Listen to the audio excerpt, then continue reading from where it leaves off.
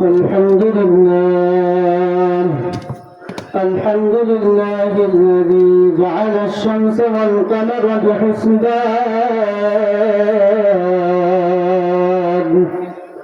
والنجم والشجر يسجدان وفضل زمانا على زمان كما فضل مكانا على مكان وإنسانا على إنسان ونشهد أن لا إله إلا الله وحده لا شريك له ونشهد أن سيدنا وسندنا وحبيب قلوبنا ومولانا محمد عبده ورسوله الذي أرسله بالحق بشيرا ونذيرا وداعيا إلى الله بإذنه وسراجا وقمرا منيرا أما بعد فأعوذ بالله من الشيطان الرجيم بسم الله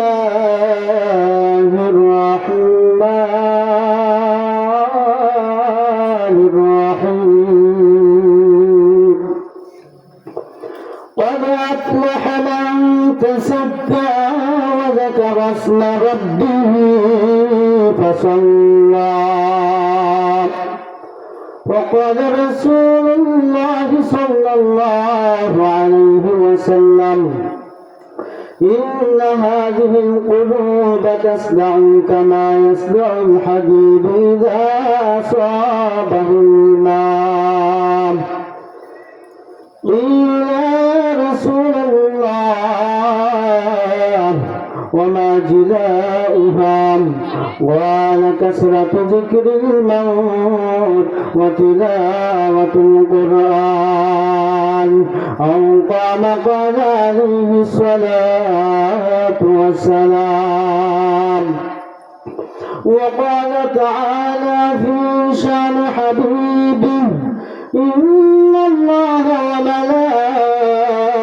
وملائكته يصلون على النبي يا أيها الذين آمنوا صلوا عليه وسلموا تسليما সকলে বলি আল্লাহুম্মা সাল্লি আলা মুহাম্মাদ ওয়া আলা আলি মুহাম্মাদ কামা সাল্লাইতা আলা ইব্রাহিম ওয়া আলা আলি ইব্রাহিম ইন্নাকা হামিদুম মাজিদ। একটু মনোযোগী এদিকে নজর করি সকলে।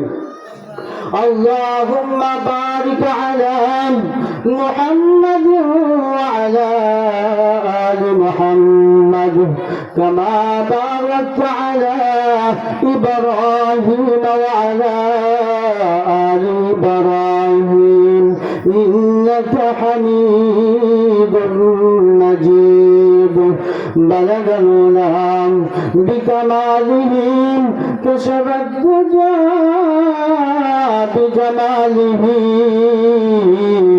حسنت جميع خصاله صلوا عليه وآله شغل جرد بلغ الغلام بكماله كشف الدجى بجماله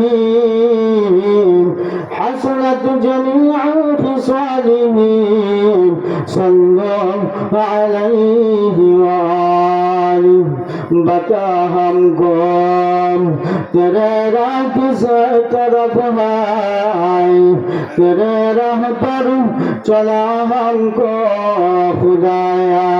ला इलाहा इल्लल्लाह, ला इलाहा इल्लल्लाह, ला इलाहा इल्लल्लाह, ला इलाहा इल्लल्लाह। बुजुर्गी की नहीं हमको जरूरत, गुलाम अपना बना हमको खुदाया। ला इलाहा इल्लल्लाह, ला इलाहा इल्लल्लाह, ला इलाहा इल्लल्लाह, ला इलाहा इल्लल्लाह, ला इलाहा इल्लल्लाह मुहम्मदुर रसूलुल्लाह। سبحانك لا علم لنا إلا ما علمتنا إنك أنت العليم الحكيم. صدق الله المولى العظيم وصدق رسوله النبي الكريم ونحن على ذلك لمن الشاهدين والحمد لله رب العالمين. الحمد لله. বাইতুল ইজ্জাত জামে মসজিদ বট্টপাড়া শ্রীপুর মধ্যপাড়ার উদ্যোগে চতুর্থ বার্ষিক ইসলামী সম্মেলনের শ্রদ্ধাভাজন সভাপতি, প্রধান অতিথি হযরত উলামায়ে কেরাম, বিভিন্ন এলাকা থেকে আগত আইম্মায়ে মাসাজিদ, আমার সম্মুখে উপবিষ্ট বসা আছেন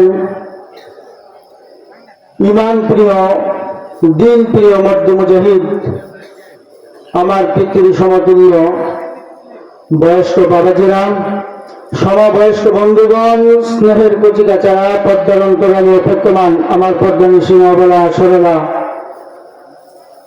আবেদা সালেহা জাকিরিন, আমার পদ্মানিশী মা ও ভগ্নীগণ, সর্বপ্রথম মহান রব্বুল আলামিনের দরবারে অসংখ্য অগণিত লাখ কোটি শুকর সুযোগ যে আল্লাহ পাক রব্বুল আলামিন আমাদেরকে এলাকার প্রত্যন্ত বিভিন্ন অঞ্চল থেকে বাছাই করে যাচাই করে ঈমানি নেসবতে ডাইভার্ট করে পরকালের কিছু পুঁজি পাতা সংগ্রহ করার মানুষে আমলের নিয়তে হেদায়েতের উদ্দেশ্যে আমরা এখানে আসতে পারলাম। এসে বসে মুসলমানের ব্যক্তিত্বের বন্ধনে আবদ্ধ হয়ে পাতলা চামিয়ানার নিচেও তেমন বসার মতো উপযুক্ত পরিবেশ নাই, আমরা খড় কোটায় বসে আছি।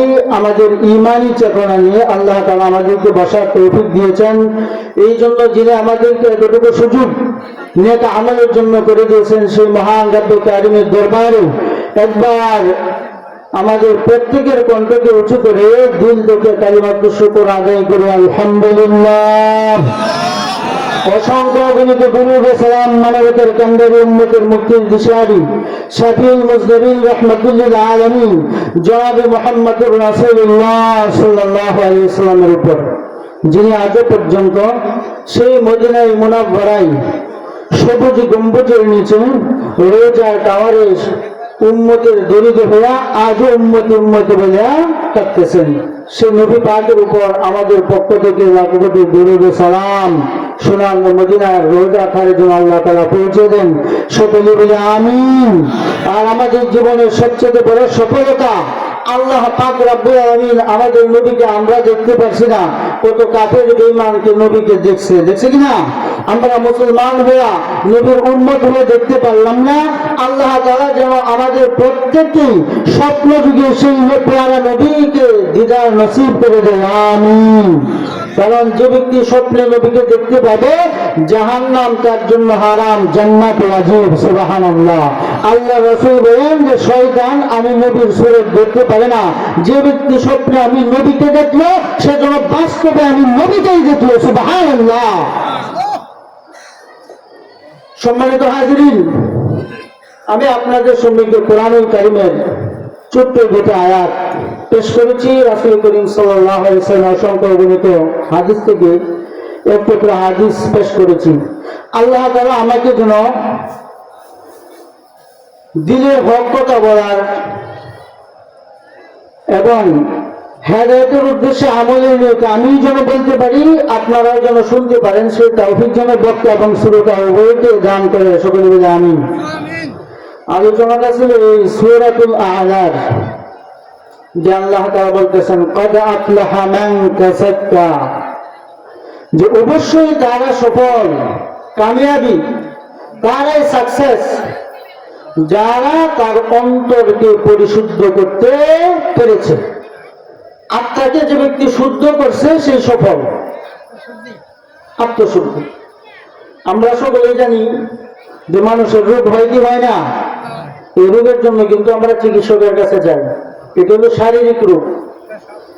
শারীরিক রোগের জন্য ভালো না লাগলে আমরা চিকিৎসকের কাছে যাই। আমাদের কিন্তু আরেক ধরনের রোগ আছে, এটা হলো আত্মার রোগ। কিসের রোগ? আত্মার রোগ। আত্মার রোগের মধ্যে একটা রোগ হলো হিংসা। আরেকজনের ভালো কিছু দেখে নিজের কাছে ভালো না লাগা।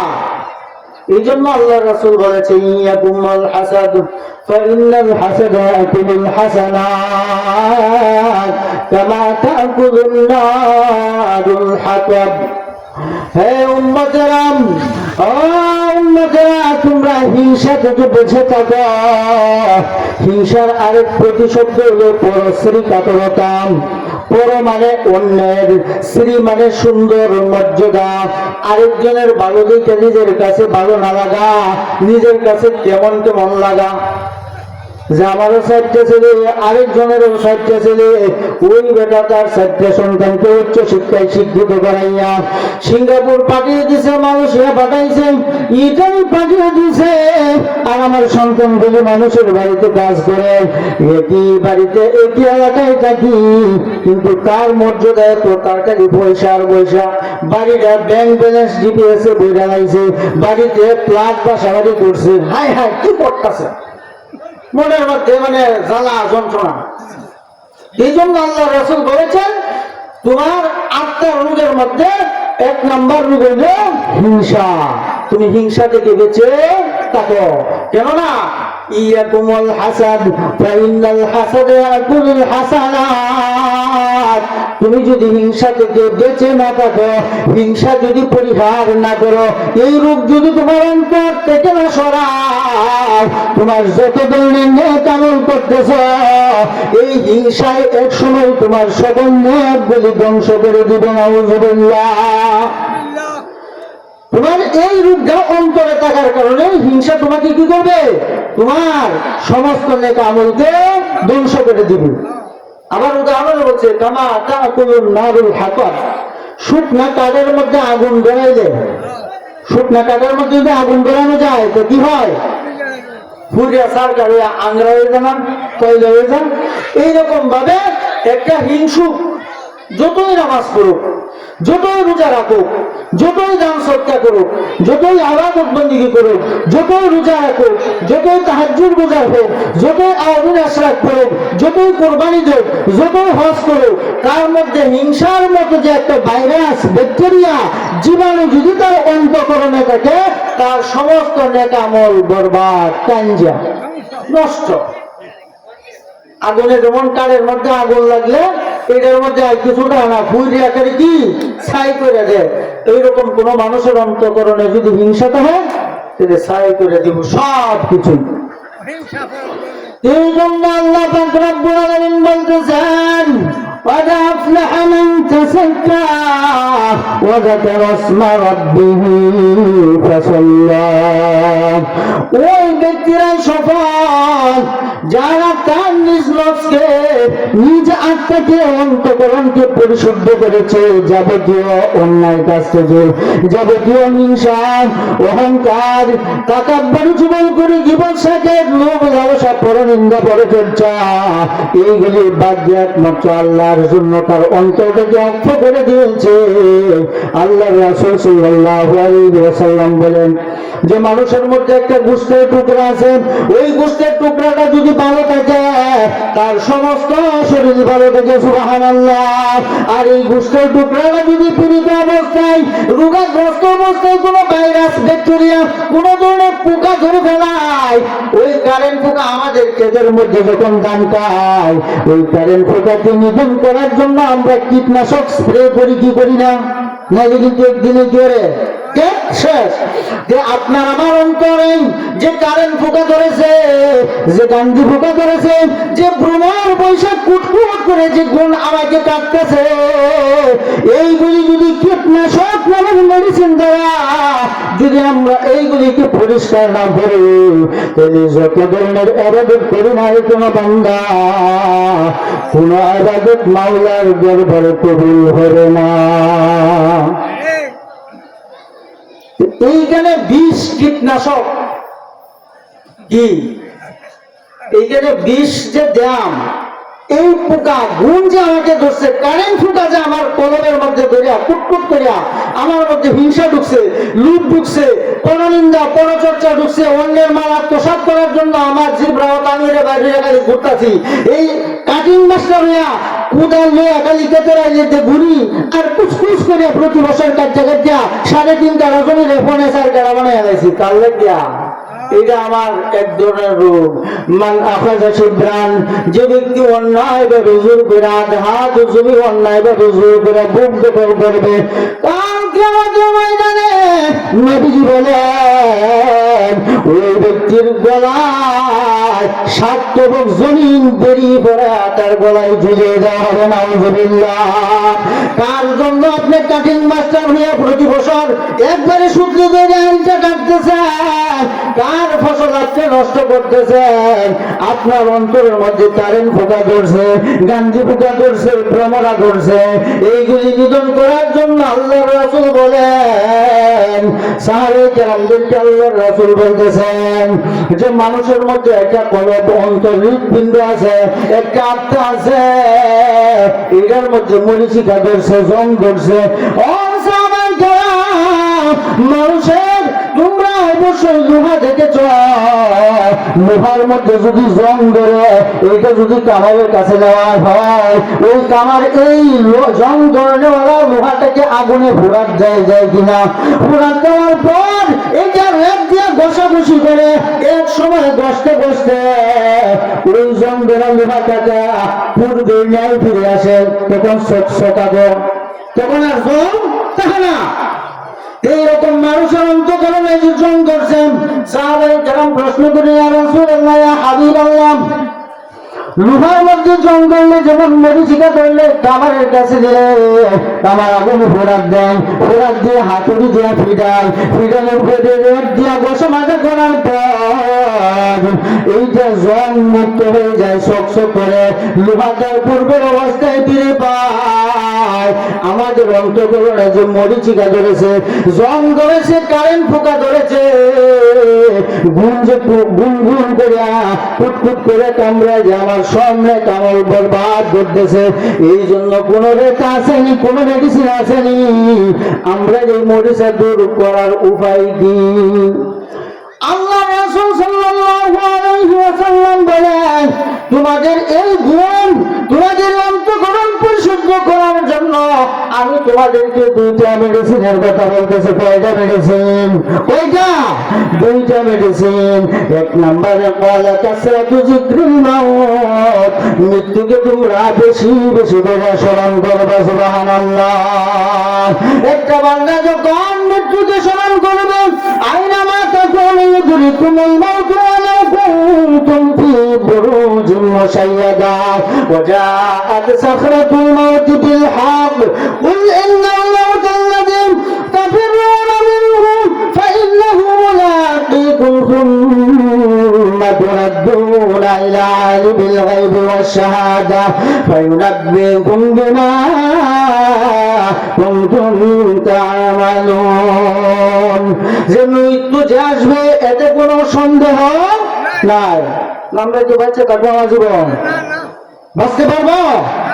আজকে থেকে 200 বছর আগে এলাকায় যারা করতো দেওয়াই বাড়িতে নতুন দেয় আসছে, দেয় আসেন পুকুর পাড়ে যায়, ওই যে দক্ষিণ দিকে তাকায় দেখেন ওই যে বাড়িটা যা যা এই বাড়ি পর্যন্ত যত জমিন দেখতেছেন সবগুলি আমার। ওই আমার হলো আজকে কোথায় 200 বছর আগে সে কিন্তু বলতো আমার, কিন্তু আমার সম্পদ রয়ে গেছে, কিন্তু আমার অবল্যওয়ালা ব্যক্তি আর দুনিয়াতে নাই। আমরা তো অনেক সময় বলি যে এই জমিটা মালিকানা, এই জমিটা এনিমি, এই জমিটা খাস। আমি তো বলি যে না, আমরা কেউ জমিনের প্রকৃত মালিক নয়। লিল্লাহু মুলকুস সামাওয়াতি ওয়া মা ফিল আরদ, আসমান এবং জমিনে যা কিছু সার্বভৌমত্বের একমাত্র মালিক আল্লাহ। সব কিছুর মালিক আল্লাহ। আমার জীবনের মালিক আল্লাহ, যৌবনের মালিক আল্লাহ, আমার গোয়াল ঘরে যে গরু বছর আছে এইগুলির মালিক আল্লাহ, আমার যে খেতে কামার আছে এইগুলির মালিক আল্লাহ, আমার সন্তানাদের মালিক আল্লাহ, আমার সোনার উপাদণ্ড সব কিছুর মালিক একমাত্র প্রেম আল্লাহ। আমার বলতে আমার কিছুই নাই ভাইয়ার, আমার বন্ধুরা, আমার বান্দা যখন মারা যাবে কাল কিয়ামতের ময়দানে তাকে কোনো প্রশ্ন করা হবে না, তাকে কোনো জিজ্ঞাসা করা হবে না যে তুমি নামাজ পড়ছিলা কিনা, রোজা রাখছিলা কিনা, খারাপ কাজ করছিলা কিনা, এইগুলি জিজ্ঞাসা করা হবে না। সূরাতুল ইয়াসিনের মধ্যে আসছে اليوم نختم على أفواههم وتكلمنا أيديهم وتشهد أرجلهم بما كانوا يكسبون। ওই দিন আপনি আমার মোহর লাগাম পরে দিব, মোহর মেরে দিবে। আমার হাত দিয়ে কতটুকু ভালো কাজ করছি, হাত যদি ভালো কাজ করিয়া থাকে আমার পক্ষে সাক্ষ্য দিবে, আমার পক্ষে সুপারিশ করে আল্লাহর দরবারে সুপারিশ করবে, আল্লাহ তোমার মুখ বান্দাকে জান্নাত দাও। আমার পা দিয়ে কোনো ভালো কাজে দিয়ে গেলে বা আমার পক্ষে সাক্ষ্য দিবে। আমার জবান দিয়ে যদি দিন ধর্মের কোনো নসিহত একবার উপদেশমূলক কথা বলে তাহলে এইটাও আমার পক্ষে সাক্ষ্য দিবে। আমি মস্তিষ্ক দিয়া, চোখ দিয়া, কান দিয়া, অর্থাৎ মাথা থেকে পা পর্যন্ত আপাত মস্তক সমস্ত বডি দিয়া যত ভালো কাজ করছি সমস্ত অঙ্গগুলি আমার পক্ষে সাক্ষ্য দিবে। তাদের সুপারিশ আল্লাহ কবুল করে আমাকে আপনাকে জান্নাতের ফয়সালা করবে। সুবহানাল্লাহ।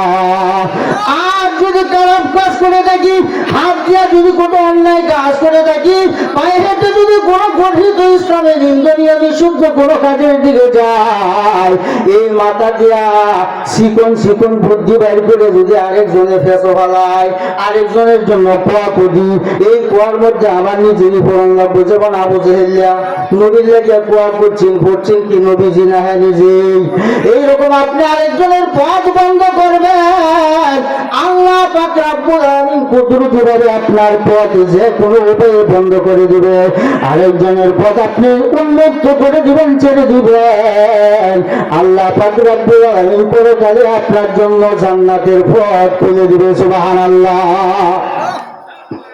এই জন্য আমি ভালো করতেছি আর মন্দ করতেছি এইগুলি আমার সাফাই, আমার পক্ষে বিপক্ষে বলার দরকার নাই। আর একটা আমল নামা আমার হাতে ধরিয়ে দিবে আল্লাহ তাআলা হাসরের ময়দানে। আমার জন্ম থেকে নিয়ে যতদিন পর্যন্ত আমি পৃথিবীতে বেঁচে আছি ততদিন পর্যন্ত আমি কতটুকু ভালো কাজ করেছি, আমি কতটুকু খারাপ কাজ করছি, আমার দুই কাজে দুইজন সাংবাদিক আছে না নাই?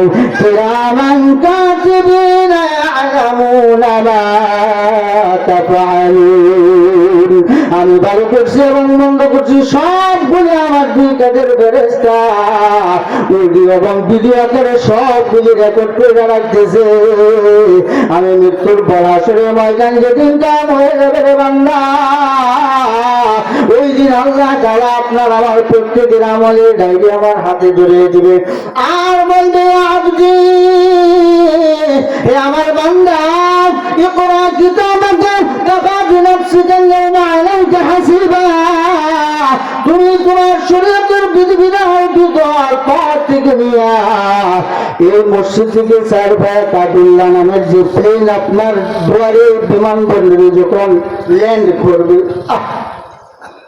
4 জন পাইলটে যখন আপনার মসজিদ থেকে আপনার কাবুল্লাহ ওই বিমান ঘাঁটিতে যখন অবতরণ করবে চারজন পাইলটের মাধ্যমে আপনি যাত্রীকে পাসপোর্ট মেডিকেল ভিসা দিয়ে আজীবনের জন্য কবরের জমিনে পাঠাইয়া দিবে।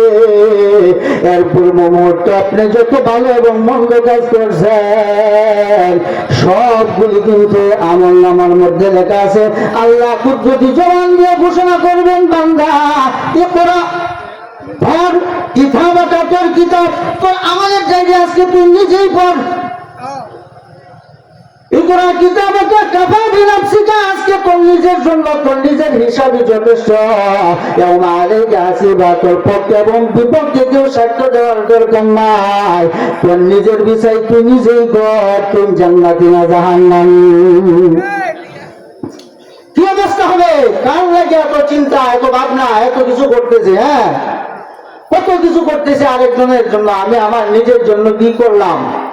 তার ভরসাই আচরে মন, কিসের বড় আশা,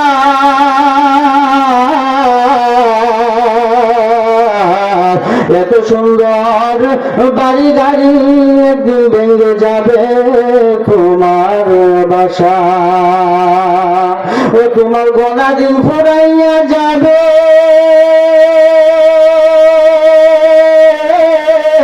যৌবনে লাগছে মাটি, ওই যে দেখো ডাকিতেছে তোমার কবরের মাটি। ডাকতেছে না? কবরের মাটি ডাকতেছে না কোন ধরে? ওই যে দেখো ডাকিতেছে তোমার কবরের মাটি, ও তোমার গলা দিন ঘুম রাইয়া যাবে, তোমার গহনা দিন ঘুম রাইয়া যাচ্ছে, যৌবনে লাগছে বাটি, ওই যে দেখো ডাকিতেছে তোমায় কবরের মাটি, ওই যে দেখো ডাকিতেছে তোমায় কবরের মাটি। সন্ধ্যার আগে যদি ডুবিবে বেলা, সন্ধ্যার আগে মানে আমি যদি আজকে মারা যাই, ওই সন্ধ্যার আগে যদি আমি মারা যাই, আমার জন্য আগামীকালকে আর সূর্য পূর্ব আকাশে উঠবে না, নাকি উঠবে? আর যদি রাত্রে মারা যায়, আমার জন্য ইহ জিন্দিগিতে আর সূর্য অস্ত যাবে না। এই জন্য সন্ধ্যার আগে যেদিন ডুবে বেলা, এক ফলকে ভেঙে যাবে তোমার রঙের মেলা, ও কাহারে দেও গো তুমি জোহরে ধমক, কাজে দিবা তুমি জোহরে ধমক, কার মাথায় বাঙে বালাঠি, ওই যে দেখো ডাকিতেছে তোমায় কবরের মাটি, ওই যে দেখো ডাকিতেছে তোমায় কবরের মাটি, ও তোমার গহনা দিন ঘুম রাইয়া যাবে,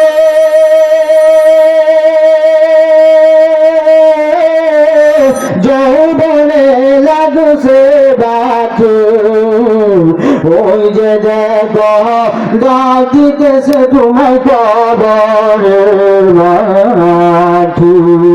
আপনি আমি যখন মারা যাবো, খবর পেয়ে আত্মীয় স্বজন আসবে কি আসবে না? খবর পেয়ে আসবে আত্মীয় স্বজন, তোমারই চার পাশে বসা তারা করিবে কান্দন, ও তোমায় সাজাইবে মনের মতন, সাজাইবে জীবনের মতন, কি সুন্দর পরিপাটি, ওই যে দেখো ডাকিতেছে তোমায় কবরের মাটি, ওই যে দেখো ডাকিতেছে তোমায় কবরের মাটি। ভাই আমার, বন্ধুরা আমার, আমাকে উদ্দেশ্য করে লাগতেছে, রে বান্দা আজকে তুই আমার পিঠের জোরে তোর স্বাধীনতা নিয়ে তুই তোর স্বাধীনভাবে চলাফেরা করতেছ, জানিয়ে রাখিস আমি কিন্তু পোকামাকার ঘর, অন্ধকার ঘর আলোর ব্যবস্থা করে নিয়ে আসিস, আমি নিঃসঙ্গ একাকিত্বের ঘর সঙ্গে নিয়ে আসিস। খবর এইভাবে কিন্তু দৈনন্দিন আপনি আমাকে বারবার ডাকতেছে, আমাদের কোনো চিন্তা নাই। এই জন্য কি নিয়ে যাব? আল্লাহ রাসূল সাল্লাল্লাহু আলাইহি ওয়াসাল্লাম বলেন, ওইখানে যদি আরামে এসে থাকতে যাও রে বান্দা, তোমার অন্তঃকরণকে পরিশুদ্ধ করো। সাহাবায়ে কেরাম যখন প্রশ্ন করছে, হুজুর আমার অন্তর পরিশুদ্ধ করণের উপায় কি? আল্লাহ রাসূল দুইটা মেডিসিনের কথা বললেন। এক নম্বর বললেন, কয়লা কাসরাতু যিকরিল মাউত, তুমি বেশি বেশি করে মৃত্যুকে স্মরণ করো।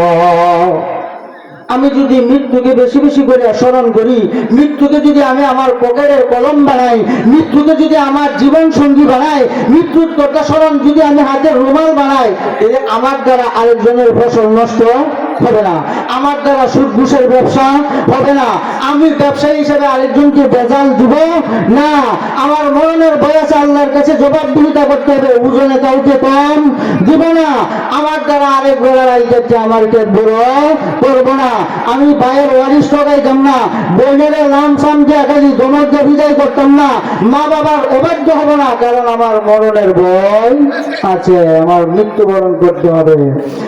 এই জন্য আল্লাহ পাক রব্বুল আলামিন দুনিয়ার বান্দারা, ও দুনিয়ার বান্দা বান্দগণ, আল্লাহর রাসূল বলেন তোমরা মৃত্যুকে সাথী বানাও, মৃত্যুকে স্মরণ বেশি বেশি করো।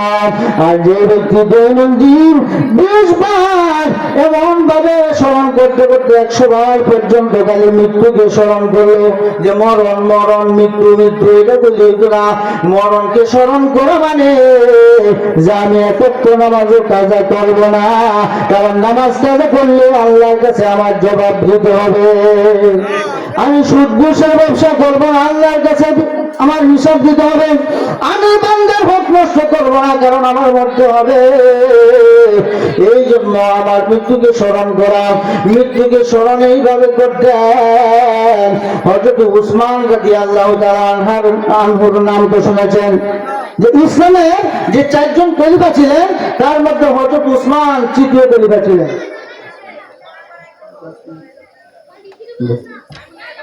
যে হযরত উসমান রাদিয়াল্লাহু তাআলা আনহু যখন কবরের পাশ দিয়া যাইতেন, ওই কবরের পাশ দিয়া যাওয়ার সময় মৃত্যুর কথা শুনে মাটিতে গড়াগড়ি দিয়া কাঁদতেন। একদিন আল্লাহর রাসূল সাল্লাল্লাহু আলাইহি ওয়াসাল্লাম মক্কা থেকে যখন মদিনায় গেলেন, মদিনায় যাওয়ার পর মদিনার সকল লোকদেরকে ডেকে নবীজির সাথে যারা হিজরতকারী মুহাজির তাদেরকে বললেন, আমি মদিনায় এসেছি, মদিনায় আসার পর আমি তৃপ্তি সহকারে পানি পান করতে পারি না, কারণ মদিনার যে পানির কুয়াগুলো আছে প্রত্যেকটা কুয়ার পানি লবণাক্ত, তিতা লাগে, লোনা পানি, এই জন্য লোনা পানিতে আমি তৃপ্তি পাই না। ও সাহাবায়ে কেরাম, তোমাদের মধ্যে কে আছো আমি নবীজির জন্য মিষ্টি পানির কুয়ারের ব্যবস্থা করবে? আমি নবীজি ঘোষণা দিলাম, যে ব্যক্তি আমার জন্য মিষ্টি পানির কুয়ার ব্যবস্থা করবে, আমি নবীজি তার জন্য জান্নাতের জিম্মাদারি নিলাম। সুবহানাল্লাহ।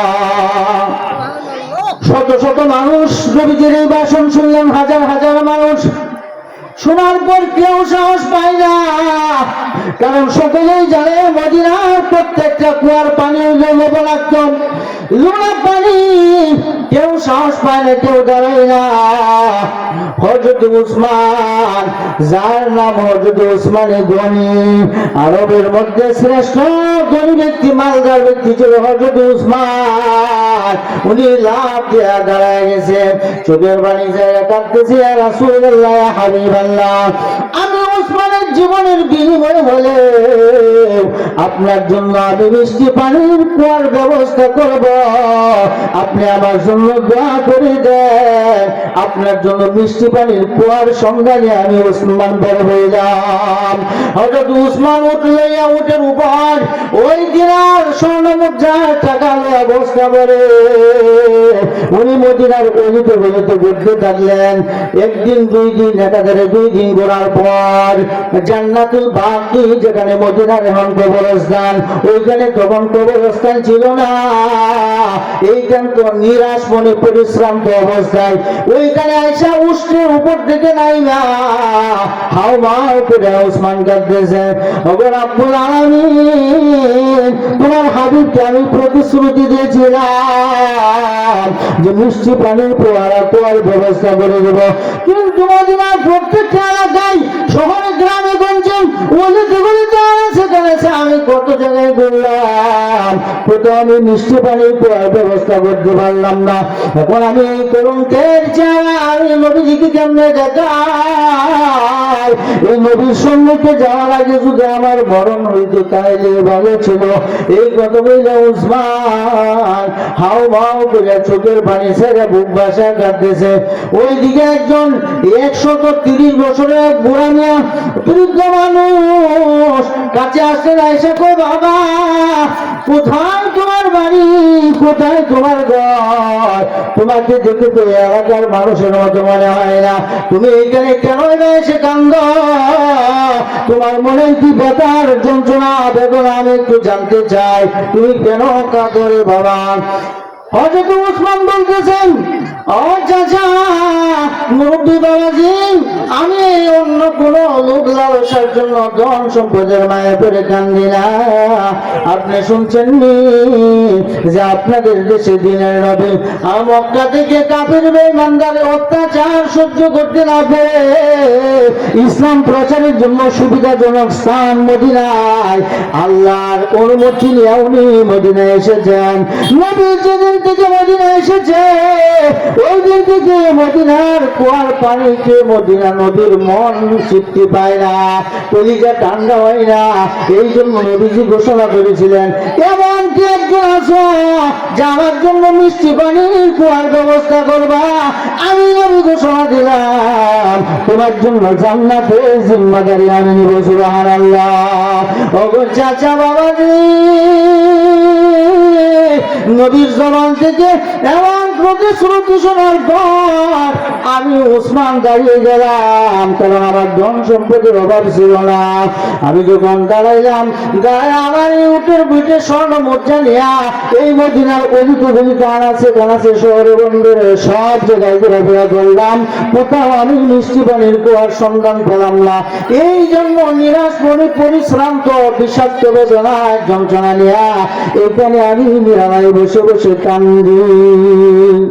হযরত উসমান কি 130 বছরের মুরব্বী চাচা মিয়া বলতেছেন, উসমান তোমার কান্দার প্রয়োজন নাই। ওই যে জান্নাতুল বাকি নামক যে জায়গাটা, এখানে একটা ঝোপঝাড়, ওই জঙ্গলা পরিত্যক্ত অবস্থায় 100 বছরে একটা পরিত্যক্ত কুয়া, আমার জানা মতে এই কুয়ার পানি মিষ্টি। সুবহানাল্লাহ।